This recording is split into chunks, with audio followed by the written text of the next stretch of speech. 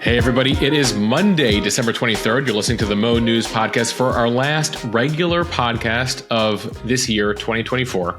I'm Moshe Wanunu. And I'm Jill Wagner. This is the place where we bring you just the facts. And we read all the news and read between the lines so you don't have to. Past tense, present tense, future tense. As we look ahead here to 2025, we should note this will be our last daily edition for the year. We will have a special edition next Monday, though, with our 2024 highlights and 2025 news predictions of what to look out for next year. Jill, it was a subject of debate over on our premium Instagram account over the weekend. I was like, hey, we're going to look ahead. And everyone's like, no, but can you please just recap the year? I'm like, you want to recap 2024? And so many people said yes. In fact, there was a person who was like, literally to recap this year, it's probably going to take you 12 hours, but I would listen to a 12-hour podcast about 2024. So I saw that debate and I was surprised because it was something that we had talked about in our editorial meetings. Like, should we do a prediction? Should we do a look back? And the thinking was who would want to look back? But I guess it was such a crazy year. Well, I should say the staff was split. The staff was split. I think you and I were both forget 2024. Like, let's just look ahead. Forward. But there were other members of the team who were like, no, 2024. And so we have a bit of that actually in the newsletter. But the people have voted and they will get a bit of 2024. Not a 12-hour podcast by no means. We don't plan on that. I should say that because we made the switch, I started to think about my favorite stories of the year, or should I say the stories that I think most reflect 2024, not necessarily my favorites. Impactful. Yes. And I really enjoyed the process. And I should say there's one story that you and I both cannot get enough of that we're going to do as kind of like the bonus story. So look out for that next Monday on the 30th. We'll see how long that podcast lasts, Jill. We'll see how much we have to say about the last year, the year that was, the year ahead, the big stories, and then the predictions. Already, we're like, well, what's going to happen at TikTok and what's going to happen in Washington and all of that. Hard to predict. 2024 was certainly not predictable, but more on all of that in next Monday's podcast. So thank you for joining us for this last daily podcast. And Jill, 2024 still making news every day here till the end. Still ticking. And with that, let's get to the headlines. Congress at the last hour found a way to keep the government open at least until March. So we'll tell you what went down. And we should tell you that they actually went past the deadline, but the government didn't technically shut down. President-elect Trump tells Panama that he wants the U.S. to take control back of the Panama Canal. What is behind that and whether it's even possible? Yeah, he's posting a bunch on Truth Social. The latest post Sunday night is a American flag in the middle of the Panama Canal, renaming it the America Canal. We'll tell you what it all means. Sticking with Congress, the U.S. Congresswoman who went AWOL, Texas Representative Granger, reportedly moved into an assisted living facility without telling the public. Mind you, she is still in office currently today. Jill, I've covered Congress for 20 years. This is a new one. Overseas, the latest from the terror attack in Germany Friday as a man drives through a Christmas market, killing several people, including a child, what we're learning about him, and the warnings that government authorities received. 2 American pilots shot down over the Red Sea in a friendly fire incident due to confusion by U.S. forces. It comes as the U.S. and Israel ramp up attacks on the Houthis in Yemen. Actress Blake Lively files a bombshell lawsuit against Justin Baldoni, her co-star in the film It Ends With Us. A lot of allegations to unpack. You may be one of the lucky people who gets a $1,400 check from the IRS in the coming weeks. There's about 1 million of you. Some of you might be listening to this podcast. And amid drone concerns, the Pentagon warning people, don't call the FBI about Santa in the coming days, as NORAD is bringing back its annual Santa Tracker tradition. I love this for the kids. Jill, if you look at the Pentagon announcement, we'll play a bit of it. They take this very seriously, the NORAD responsibility for tracking Santa starting on Christmas Eve. Plus, Moshe is on this day in history. Joel, I'll tell you how close the U.S. came to switching to the metric system in the 1970s. We were basically there. We'll tell you why it didn't happen. I mean, the fact that they're tackling daylight saving before they're tackling the metric system or the fact that we use yards and whatnot.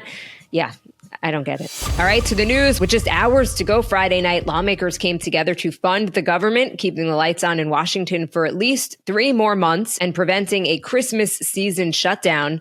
The final package, crafted by Speaker Mike Johnson, funds the government at current levels through March 14th, extends the Farm Bill for 1 year, and appropriates $100 billion in disaster relief, as well as $10 billion in assistance for farmers. Johnson's revised plan was approved 366 to 34 in the House. All of the no votes, by the way, Republicans. So what that means here is that the speaker depends on Democrats to help him get a necessary majority. We'll have more on that in a second. Then that bill was passed by the Senate by an 85-11 vote after midnight.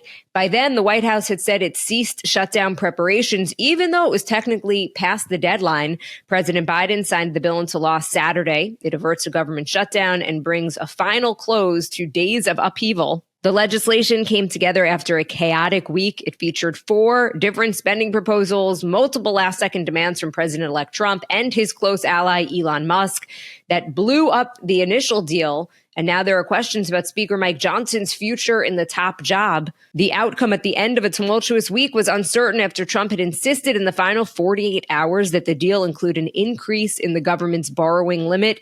He threatened to unseat any Republican who didn't agree to a borrowing limit increase and said it was better to let the government shut down. Dozens of Republicans, though, defied the incoming president on that final measure. Instead, Republicans are now going to have to look to an agreement to increase the government's credit borrowing limit in the spring, a deal that will almost assuredly need to include Democrats. And it sets up a very busy first few months for Trump and Republicans, who will have majorities in the House and Senate this spring. Among the many items on the agenda, another government funding deadline comes in March, as I just mentioned, because this plan only funds the government for 3 months. So we'll see you back here on the March 13th and March 14th podcast. Congress will also have to increase the debt limit by mid next year to avert a government default on credit. And Trump and Republicans need to confirm his personnel, dozens of appointees and cabinet picks through the Senate. And then there are those major bills to beef up immigration enforcement and extend expiring 2017 tax cuts. A full agenda there. It's one of the reasons why Trump wanted to tack on an increase in the credit limit and the borrowing limit, so he didn't have to deal with that in the spring. But nonetheless, he will. But just to back up here, there was a deal when we all woke up on Wednesday morning last week, a 1,500-page deal. They had taken months to put this bargain together between Democrats, Republicans. It was set to pass. And then Elon Musk tweets, this sucks, effectively. You guys need to go back to the drawing board. Trump and J.D. Vance then come in and saying, yeah, this is terrible. You guys need to come up with a new plan here. And so they effectively ripped up the 1,500-page plan. The final bill is about 120 pages. It includes several measures from the original bill, but then they cut out a bunch of stuff. But it was just a chaotic, confusing 48 hours there because it appeared, based on the reporting here, that Speaker Johnson had called Donald Trump, was like, hey, FYI, we're doing this whole thing. And Trump didn't show that much interest in it until Wednesday. And that's when this whole thing sort of blew up. And it included threats by Donald Trump and Elon Musk saying, if you defy us on this, that we are going to unseat you, that Elon Musk will fund an opponent against you when you have to run again, whether it's in 2 years or 4 years down the road. Now, the most controversial portion of that initial budget plan was a pay increase for members of Congress. There actually has not been a pay increase for members of Congress for 15 years, back to 2009. This included a 4% increase. Some members were opposed to it because they're like, dude, this is a bad look for us to increase our own salary, given the impression Americans have of Congress. At the same time, it's been 15 years. It has not increased with inflation here. And so the majority of senators, members of the House, make $174,000 a year, while $174,000 is a pretty good chunk of change compared to how much most Americans make. Keep in mind, they have to keep homes both in the D.C. area as well as in their home district. And they've had trouble recruiting people who just don't want to serve because they're just saying that's not enough for me and my family. So they were looking to gradually increase this with a 4% increase. That is gone. That did not pass in the final version of this. And then there was Trump's last minute debt limit demand. That was basically an impossible task. It typically takes months to come to an agreement on increasing the debt limit. The debt limit, in short, basically the government can set its own credit limit. It'd be like if you were like, Visa, my credit limit is In the government's case, $36 trillion.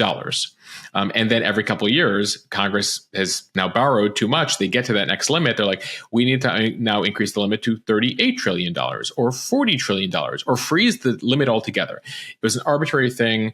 Effectively, as far as Congress is concerned, it's been around for 100 years. It was set originally to try to get Congress and get the government to not go into debt.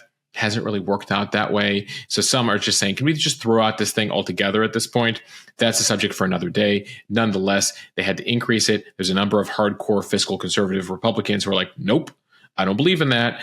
For every increase we see in the debt limit, I want to see cuts. There was no time remotely to get to that. So they try to vote on this. You saw dozens of Republicans defy Trump on this. Johnson came back saying, we can't do this. And so he cut that from the final bill. And it came as there was a threat from Donald Trump saying, if you don't include this, I will take you guys down and you might as well shut down the government. Republicans, Democrats, there was no stomach for that going into the holidays, especially since a government shutdown impacts hundreds of thousands of troops, hundreds of thousands of employees around America who work for the government. You're talking about air traffic controllers and TSA agents. It would have led to a lot of issues. We witnessed that with the government shutdowns that we saw during the Trump administration and during the Obama administration. And so ultimately here, they came there in the last second. The Senate just after midnight, Biden waking up on Saturday morning, signed the bill. And that now takes us into 2025. Republicans do have full control of the White House, the Senate, a very slim majority in the House. But as we saw in the vote on Friday night, and as we're going to see again in March, Speaker Johnson, if he's still Speaker in March, will need Democrats because there are a number of Republicans on the House side who just are like so hardcore on spending, they don't care. And they will vote against this. So Democrats will be clutch here. Will Speaker Johnson be Speaker? Well, January 3rd, they take a vote for the new Congress. For those of you who remember, January 3rd, 2 years ago, Kevin McCarthy took 15 rounds of voting to become Speaker of the House. We will watch that this upcoming January 3rd. Because of how slim the majority is, literally Johnson can't lose more than a couple votes. If he does, he might not be Speaker. And they'll have to go back to the drawing board for another speaker. So we'll see what goes on there. You already saw last week, Marjorie Taylor Greene, Rand Paul over in the Senate, said, you know who should be Speaker? Elon Musk. It turns out, folks, that to be Speaker of the House, constitutionally, you don't have to be a member of Congress. Jill Wagner could be the Speaker of the House. I could be the Speaker of the House. Any of you American citizens can be Speaker of the House. You don't even have to be born in America. In fact, they would pass you over in a line of succession because the Speaker of the House follows the Vice President in the line of succession. So a couple of people were like, hey, Elon, in addition to running Tesla, SpaceX, X, and running now Doge, Speaker of the House. I think it's extremely unlikely. I don't think it's happening. But Jill, still something interesting to watch.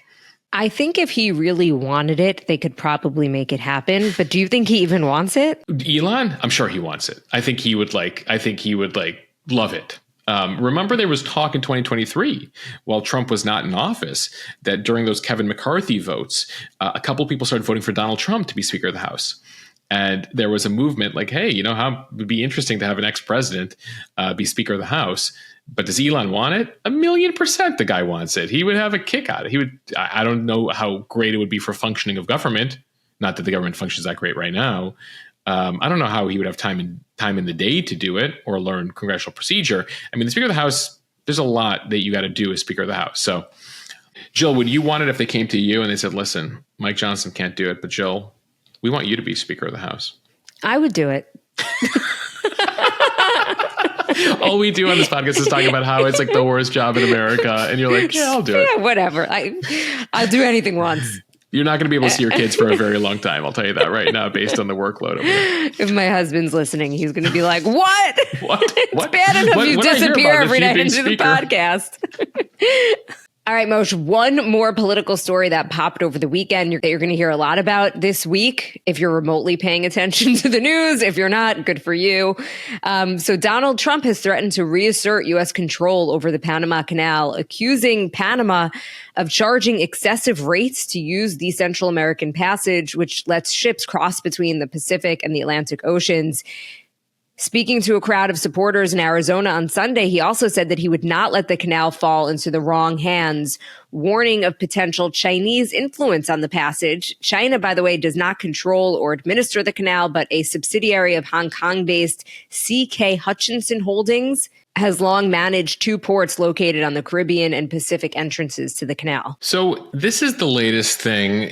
Trump has been tweeting about making Canada the 51st state, which is really annoying folks and frustrating folks in Canada. Remember, during his first term, he wanted to buy Greenland. So the latest thing is, let's just take back the Panama Canal. Some history here. The U.S. built the Panama Canal in the early 20th century. We opened it in 1914. We administered it for decades. And then we signed a deal in 1977 that basically paved the way for the canal to return to Panama, the country it falls in. That was signed by Jimmy Carter back in the day. The U.S. handed over control of the Panama Canal back in 1999 after a period of joint administration.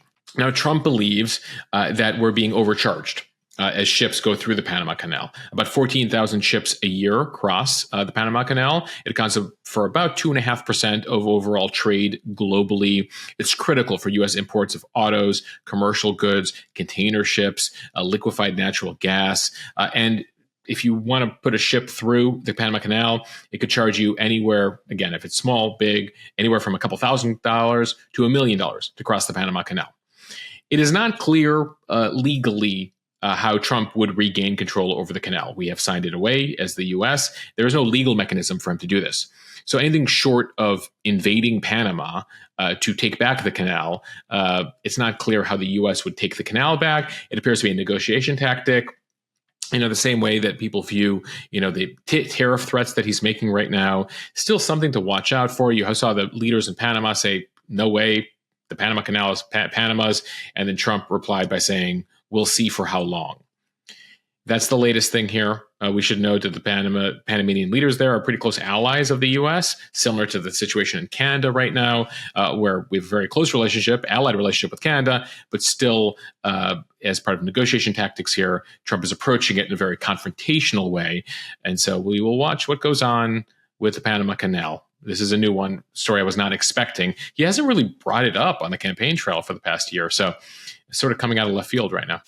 And staying with politics, a Texas Congresswoman who has been absent from votes on Capitol Hill since July has apparently been living in a retirement facility. A local Dallas media outlet broke the story this weekend.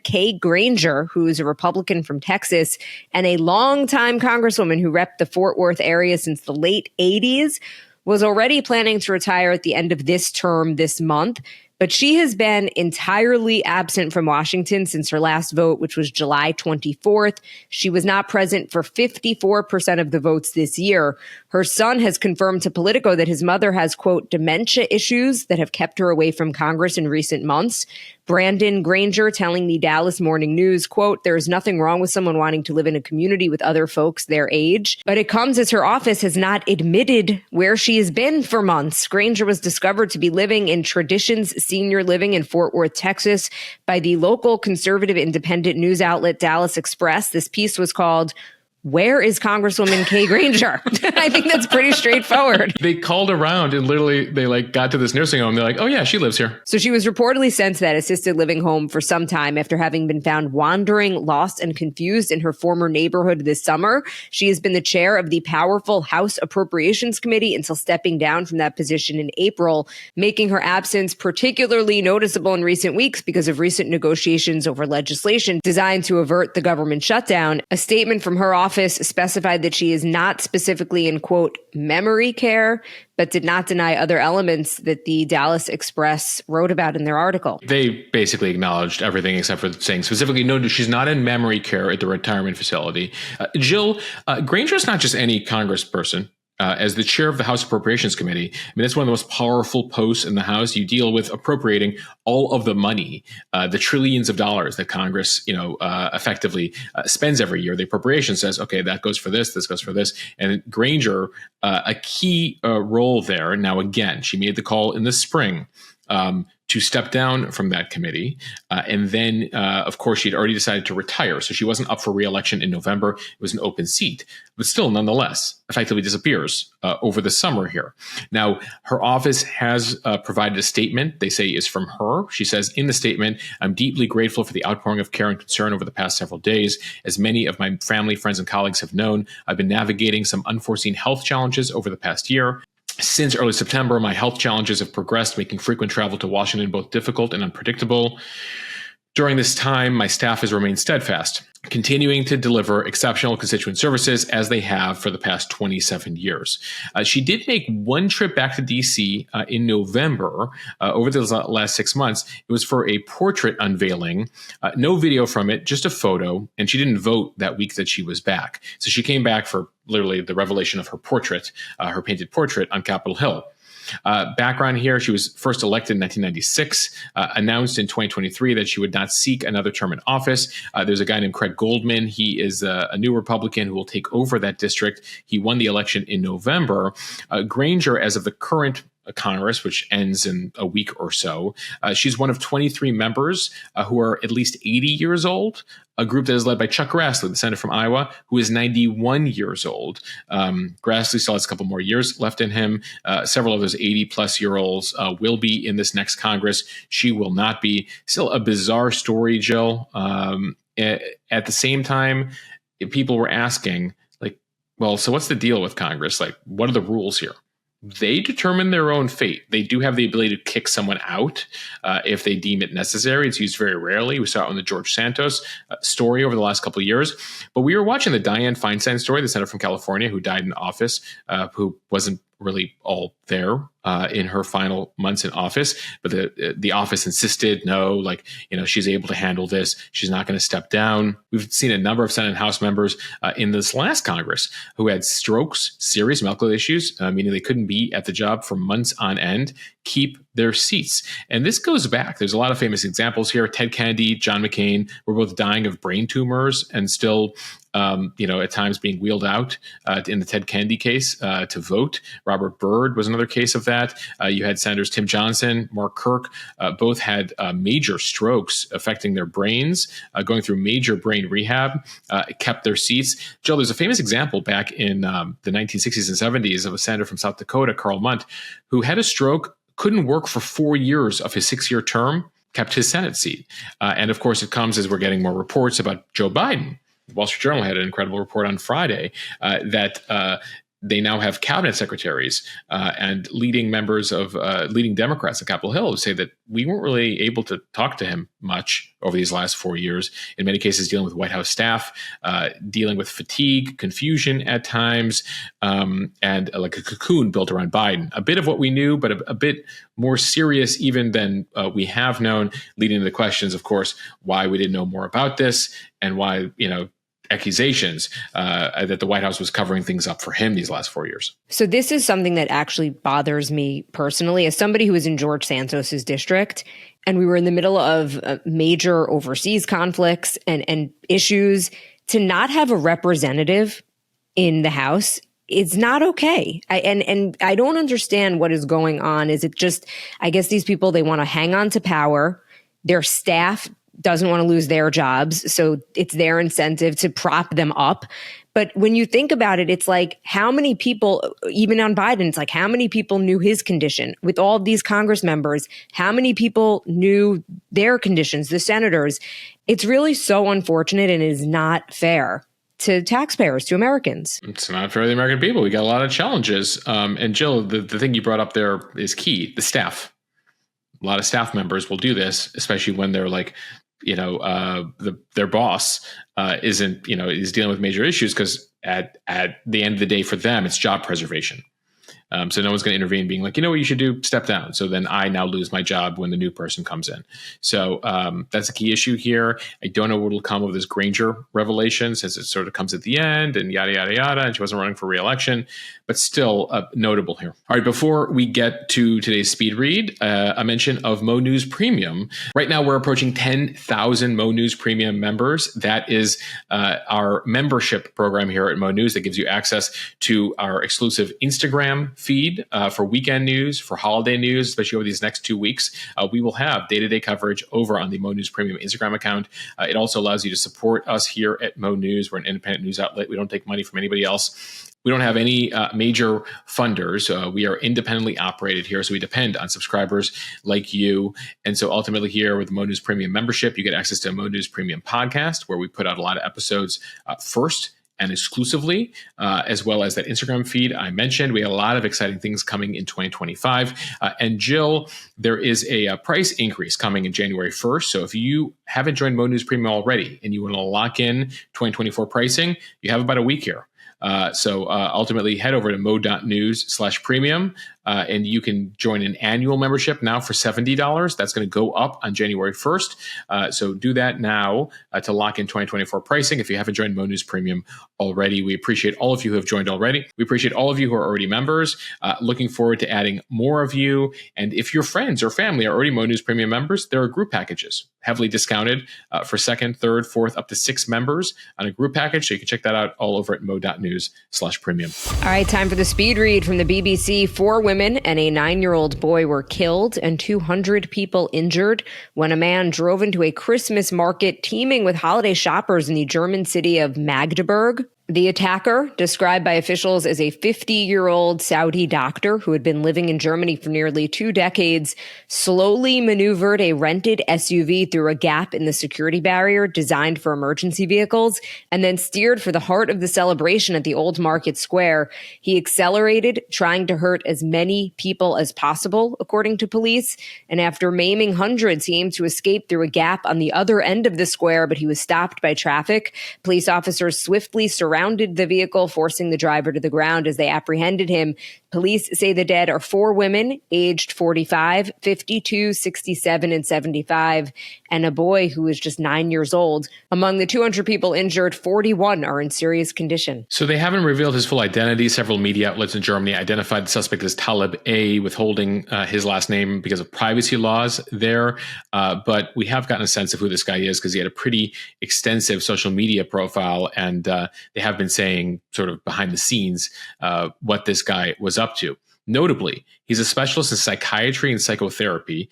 He has lived in Germany since 2006, so about 18 years, practicing medicine in a nearby town. And the story gets a bit more surprising because he doesn't follow a traditional profile here. We have told you in the past about these, terrorist attacks on Christmas markets, both in France and in Germany. Several have happened. The previous attackers all have been members of ISIS or Islamist militants with that goal. This guy doesn't fit the normal profile. He had an active social media profile. He had an active social media presence. He comes from Saudi Arabia, where he talked about his past with Islam in Saudi Arabia. He has actually become an atheist. He's railed against Islam. He had multiple posts criticizing Germany for what he called tolerance of radical Islam. In his social media, he expressed support for the anti-migrant Alternative for Germany party. He's reposted comments by those groups' leaders warning of the threat of Islamic law in Germany. So kind of the reverse here of what we expected, yet he adopted the tactics here of Islamic extremists. So it's a story we will keep following here. On top of that, as I mentioned, he's an expert in psychiatry and psychology here. He had come on the radar screen of Germany's FBI equivalent before. Apparently 10 years ago, he had made threats against members of the State Medical Association, saying that he would attack them. He wasn't specific. They investigated him, found no real preparations for an attack, so they sort of moved on. And then last year, Germany received a tip-off from the Saudi government saying, hey, you should look into this guy and launch an investigation into him. We think he's a problem. And so Germans say they took appropriate investigative measures. Again, there was no specific threat, any specific preparations that they saw. And so they sort of moved on again. And so he was on the radar screen. He had a very extensive social media profile. He had made contact with various authorities. He apparently had made insults, and he had done very kind of general threats in the past, but had no past with violence here. So we'll continue to watch this story and what comes out of this investigation. From Reuters, in a friendly fire incident, a U.S. Navy-guided missile cruiser, the USS Gettysburg, mistakenly shot down an F-18 Super Hornet fighter jet over the Red Sea. Both pilots ejected safely, with one sustaining minor injuries. The incident happened amid U.S. military strikes targeting Iranian-backed Houthi rebels in Yemen. The USS Gettysburg mistakenly identified the jet as the hostile target, despite being linked by radar and communications systems. The U.S. Central Command has confirmed the incident and announced an investigation, while this region remains tense because of ongoing Houthi attacks on shipping. So this incident came as CENTCOM said its forces had conducted airstrikes against a missile storage facility and a command and control facility operated by the Houthis in Yemen. As we've been telling you over the course of the past 14 months here, they've launched numerous assaults on vessels in the Red Sea, as well as launching missiles on Israel on a pretty regular basis. They're an Iranian-backed group. They control much of northwestern Yemen. They have really had an impact on international trade by attacking cargo ships. A lot of those ships now just basically making their route now around Africa permanent, as opposed to going through the Suez Canal and through the Red Sea. It's a much longer route. It's a more expensive route. And despite the U.S. effort, the Western effort to try to combat the Houthis here, it just continues. And now, of course, you had that friendly fire incident. They have stepped up attacks, the Houthis have, against Israel in recent days, twice firing ballistic missiles into the country. One of them was not intercepted. It injured more than a dozen Israelis over the weekend. And so now the Israelis say they're going to step up their attacks against the Houthis here. But there's also talk in Israel about doing another attack on Iran. They call Iran the head of the snake because Iran funds and arms the Houthis. And they say, what's the point of continuing to go after the Houthis here? Effectively, if they go after Iran, the belief among some Israeli military leaders there is that Iran will call off the Houthis. From NBC News, Blake Lively has filed a sexual harassment complaint against her It Ends With Us co-star and director Justin Baldoni. Lively alleges in an 80-page complaint filed Friday that Baldoni created a hostile workplace on the movie's set. The document states that the actor later participated in what's called astroturfing, which is defined in the complaint as the deceptive practice of orchestrating a smear campaign under the guise of the public, as well as a coordinated PR effort to, quote, destroy her reputation.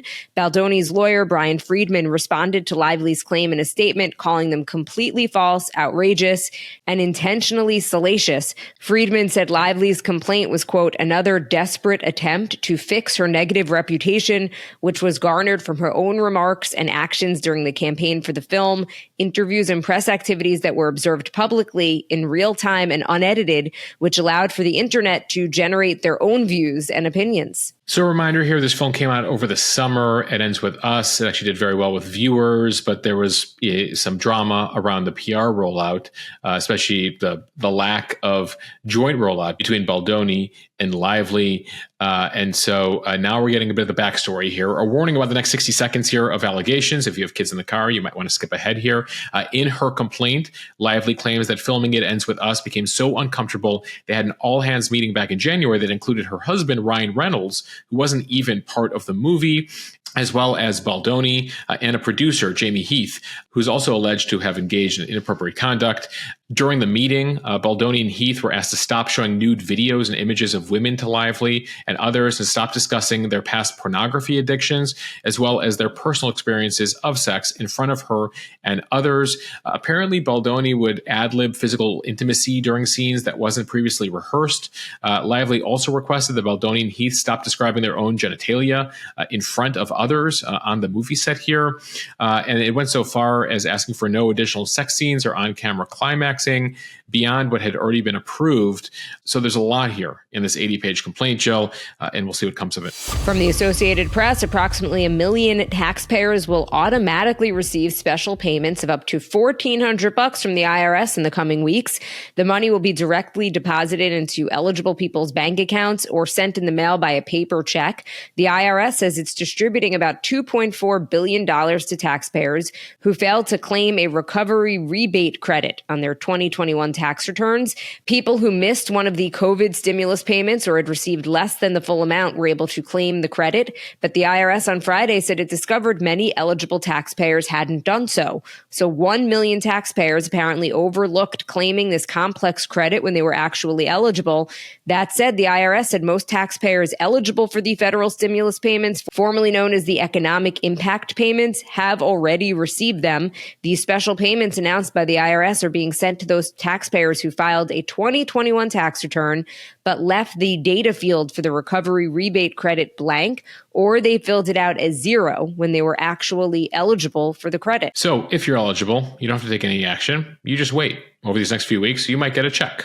It might come into your bank account, direct deposit, or it might come in the mail. They expect to have them all out over the next 4 or 5 weeks or so, and they'll be sent to the bank account listed on your 2023 return or to the address the IRS has on file. So make sure to update that address if you haven't already on the IRS website. And the max here is $1,400. It might be less. And they will send letters to all of you as well, notifying you about the special payment. Obviously, always beware of various scams out there. But $1,400 in your bank account is real. And finally, from NPR, while you're waiting to hear the jingle of bells in the air, that means Santa is near. The North American Aerospace Defense Command, known as NORAD for short, has a tracking system to show Santa's progress worldwide. NORAD is responsible for protecting the skies over the United States and Canada, but does take a special role every Christmas.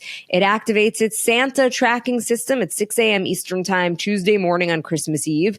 People can follow Santa's journey around the world on NORAD's website, or they can call the command center at 1-877 Hi, NORAD, HINORAD. And here's Department of Defense spokesperson Pat Ryder talking about it last week. On December 24, NORAD will track the journey of a very special aviator, Santa, as he makes his way around the globe. And if you see red and green lights in the sky, that's probably him. Please note that this is an authorized object in the sky and not an unmanned aerial vehicle, so please check twice. We'd kindly ask that those observing Santa's sleigh refrain from reporting him to the FAA or FBI. Moshe, I remember when I used to work at the NBC Foreign Desk, this was big business. This was like our big thing that we would cover on Christmas Eve. Santa has just gotten to Finland. He's making his way across the Atlantic. NORAD apparently in recent years has gotten more than 70,000 phone calls to that 1-877 Hi NORAD from kids asking, where's Santa? What should I know about Santa? This is now the 69th year that NORAD has tracked Santa's journey. They have a bunch of volunteer operators when you call that number. I've heard from some of you on the Mo News Committee who've actually done it out there in Colorado Springs, where you answer the calls, updating kids on Santa's progress. The fun history here is it all started by accident. Back in 1955, there was a local newspaper ad that informed children they could call Santa directly, but their contact number was misprinted. So instead of calling Santa, someone called like the NORAD or the predecessor to NORAD back in 1955. At the time, there's an Air Force colonel named Harry Shoup, who was the commander on duty that night. And he realized what was going on and assured the child, like, he was Santa, and we were making good progress in terms of giving out gifts that night. And that a couple years later became a tradition for NORAD. And so in addition to ensuring that our skies over North America are safe, NORAD here will continue the tradition at 6 a.m. Eastern Time on Tuesday, tracking Santa. They have a website, noradsanta.org. And again, that number 1-877 Hi NORAD. I know it's a lot of fun, and some parents of some small kids here in the Mo News community will be calling in on Tuesday. That's such a fun thing to volunteer to pick up the phone calls. I would love to. I would actually do that. We got to get you out to Colorado Springs. Forget Speaker of the House, Moshe. This is something I could get behind. It's a one-day job. It's much it's much less stressful. You're making kids so happy. I'm told, though, that there was a long line that is very competitive to be able to be one of those operators that some people apply multiple years before they get through. All right, sticking with Santa and Christmas theme here on this day in history. On this day in 1823, the poem Account of a Visit from St. Nicholas was published anonymously in a newspaper in New York. Later, it became known as The Night Before Christmas, the poem eventually attributed to Clement Moore. On this day in 1888, Van Gogh cut off part of his left ear. That happened on this day in 1888. The Dutch painter, suffering from severe depression, while staying in France, actually did that to himself. He later immortalized it in a painting that he called Self-Portrait with a Bandaged Ear. As I mentioned at the top, we came very close to having the metric system in this country. In fact, it was the law. On this day in 1975, President Gerald Ford signs the Metric Conversion Act, establishing a policy to coordinate the increased use of the metric system in the U.S. Well, little surprise, we weren't really into it. And by 1982, we just stopped trying to implement the Metric Conversion Act. We're sticking with standard system. It's us in Liberia, and everyone else in the world has gone to meters and centimeters and liters, and we're here with our gallons and ounces and yards. Jill, if you haven't seen the SNL sketches about this, where they ask a George Washington, this in the past couple of years, tell us about the future, George, and he's and he takes you through the ridiculousness of the standard system in a straightforward way. It's very well done. It is very funny. Check out the George Washington metric SNL sketches from the past couple of years. Moshe, they're so funny. And it does make you think, what are we doing? Why aren't we using the metric system? It's so much more intuitive. Right. I think in the sketch, they're how many inches in a foot? 12. How many? Well, so then 12 feet in a yard. No. 3 feet in a yard. Well, how many yards in a mile? Nobody knows. And then how many feet in a mile? 5,280. Anyway, we all know our ridiculous system. It's crazy. We still use it. And Gerald Ford tried. We just weren't into it. Finally, a bit of pop culture history. On this day, 2 classic films come out. On this day in 1971, Dirty Harry, starring Clint Eastwood, came out 53 years ago today, on this day in 1971. And for many people, they've tried to do their impression of this. 37 years ago, Good Morning Vietnam, starring Robin Williams, premiered in theaters. I don't know that we need to do our own version of Good Morning Vietnam, Jill. You mean Good Morning that? Yes. Yeah. Yeah, no, what other line from the film would you try? Good Morning Vietnam! I don't even think I'd seen the movie and I knew that quote. Yeah, it's one of those. It's before there were memes, before there was social media, the Good Morning Vietnam, Robin Williams, still went viral. Maybe we should start our podcast like that. Good morning, everyone. Good morning. Listen, I don't know. People would find it annoying, and then some people, then it would become a thing. I don't know, Jill. We should discuss it for 2025. Thank you guys for listening to the very last Mo News Daily podcast of the year. If you like what you hear, please share this with your friends. It will help us grow. Follow us and subscribe so you don't miss an episode. And review us in the App Store. The reviews make a difference. Leave us those 5-star reviews, especially over in Apple. It helps us grow. It helps us climb the charts there. And a reminder, special episode next Monday, the 30th. 2024 highlights. 2025 preview, predictions. Incidentally, Jill, we did not make predictions last year, so we cannot be held accountable because we did not make the predictions.